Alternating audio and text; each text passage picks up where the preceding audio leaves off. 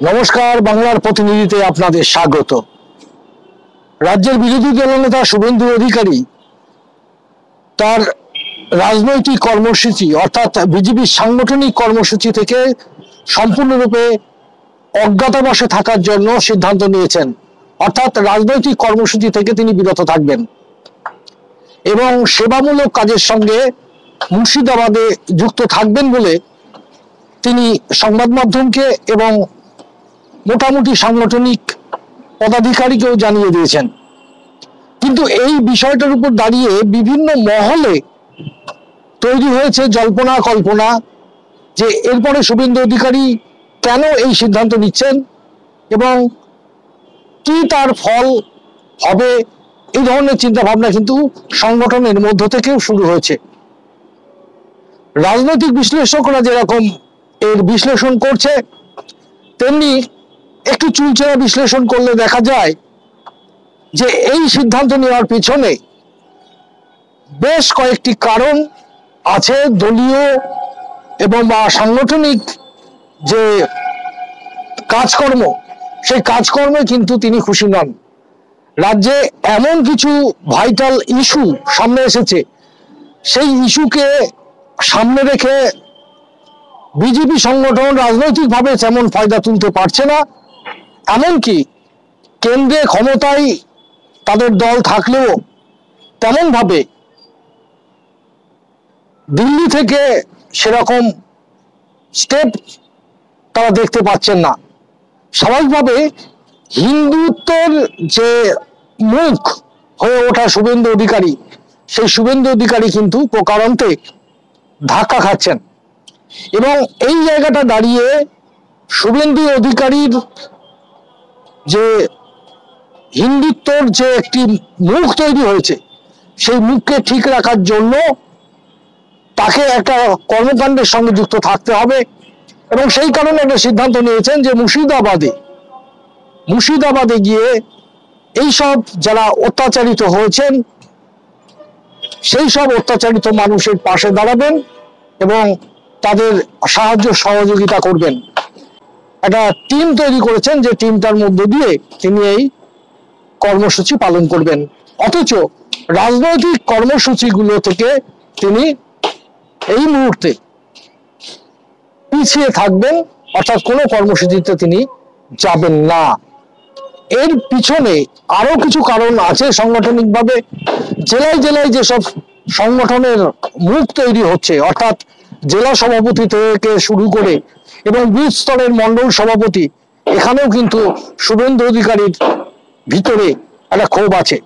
দল কিন্তু সঠিকভাবে নির্বাচন করছে না, এরকম অভিযোগ কিন্তু তার মধ্যে আছে। তিনি প্রকারান্তে দলীয় সিদ্ধান্তকে চ্যালেঞ্জ করতে পারছেন না ঠিকই, কিন্তু এর পিছনে বহু কারণ আছে যেগুলো সামনের 26-এর বিধানসভা নির্বাচনে যে সংগঠন মজবুত হয়ে ভোট করার জন্য প্রস্তুতি নেবে, সেক্ষেত্রে দলীয় যে নেতৃত্ব বা সভাপতি বা মন্ডল সভাপতি বা এই ধরনের স্তরীয় যে সভাপতি পদ, সেই পদেও কিন্তু এমন নেতৃত্বকে বসানো হচ্ছে যারা ভোট করার পক্ষে যথেষ্ট নয়। অর্থাৎ ভোটের অনেকেই আছেন যারা ভোটের ভয় বোঝেন। গতকাল নদিয়া দক্ষিণ সাংগঠনিক জেলার সভাপতি হিসাবে নাম ঘোষণা হয়েছে নবদ্বীপের এক বিজেপি নেত্রীর, যার নাম অপর্ণা নন্দী।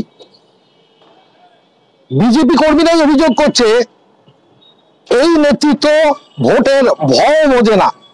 অর্থাৎ এই নেতৃত্বের হাতে ক্ষমতা তুলে দিয়েছেন এক শ্রেণীর ক্ষমতাবান নেতৃত্বরাই, যে নদিয়া জেলার নবদ্বীপে থাকেন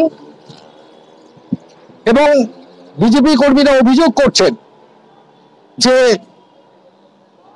এই রানাঘাট সাংসদ জগন্নাথ সরকারের খুব কাছের লোক এবং এই জগন্নাথ সরকার তার মন্ডল সভাপতি থেকে শুরু করে এই নদিয়া সাংগঠনিক জেলায়